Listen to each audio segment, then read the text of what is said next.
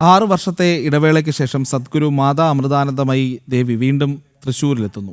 ബ്രഹ്മസ്ഥാന വാർഷിക മഹോത്സവത്തോടനുബന്ധിച്ചാണ് സന്ദർശനം.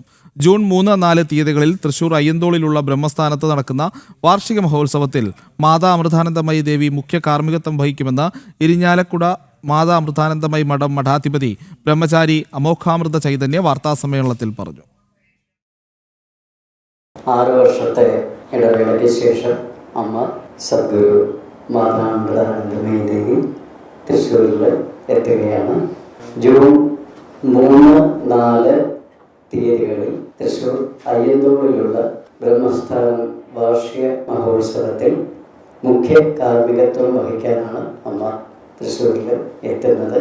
കോഴിക്കോട് ബ്രഹ്മസ്ഥാന മഹോത്സവത്തിന് ശേഷം ജൂൺ 2 വൈകിട്ടോടെ അയ്യന്തോൾ മാതാ അമൃതാനന്ദമയി മഠത്തിലെത്തുന്ന അമ്മയെ തൃശ്ശൂർ പൗരാവലി പൂർണ്ണകുംഭം നൽകി സ്വീകരിക്കുന്നതാണ്.